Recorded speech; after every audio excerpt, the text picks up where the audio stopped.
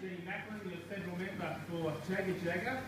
Part of Victoria's Seniors Festival, we thought it was an opportune time to get together, and we really appreciate you giving up some of your valuable time to be with us this morning, so that we can give you a bit of a report on a few matters that we think may be of interest to you, but also, of course, to take an opportunity to hear your thoughts as local residents, as people who've made a big contribution to our community here, not only on matters that may be affecting you through in Seniors Week and some of those matters, but of course, just more generally, enjoying and living in our community, which is probably the best part of Melbourne, as you well know.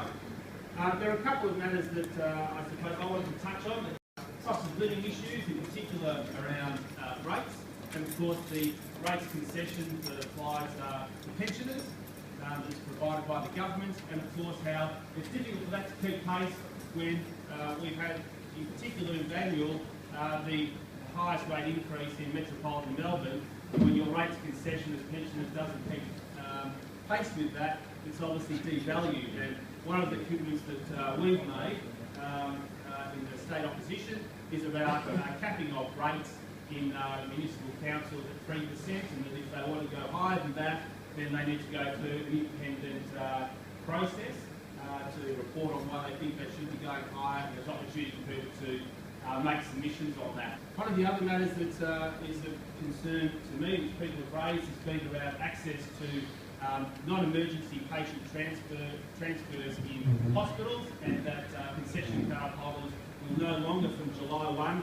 be entitled under the state government guidelines for free non-emergency patient transport between private health facilities. And of course, we live in a great place because we have not only the Austin, we have Warringal Private Hospital, we have Mercy Healthcare as well, a number of other private facilities that people avail themselves of, and the loss of that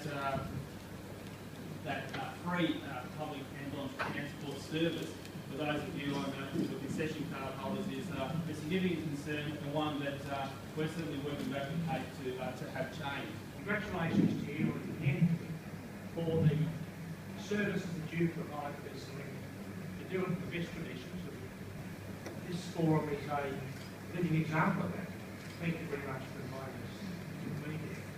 Just one other thing. Anthony's facing election is what, 5 weeks, 6 weeks, 7 or 8 weeks. 50 days, not that I'm counting. I am, because this election will be a great test of the contest of ideas and the contest of values.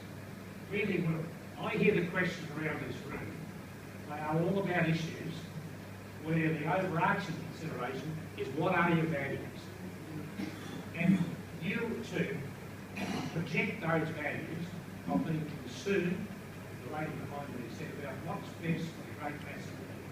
That's the real test. It'll be a great test not just for what sort of state government we want, it'll be a test around the issue that you've enunciated so clearly there about the budget, and it's an attack on those who are least able to afford to make a contribution. So it's very important, this one. They all are, but this one particularly. Well done, you both. Well done.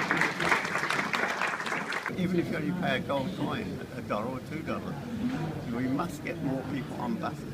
Why have a 40-seat bus and only have 10 people in it? What we want is buses every... I left a country that was having buses every 20 minutes, came to a country that got 2 a day. It's painful. I left the house at 8:30 to get here to an appointment at 11 o'clock. Now, we're talking of time, emotion and efficiency. That's not efficient for me or for anybody. We really thank you for your time. Look forward to hearing Jenny's report and having a bit of a mingle and answering some of your questions through this morning. But thanks again, it's a great day, and we really appreciate you taking the time.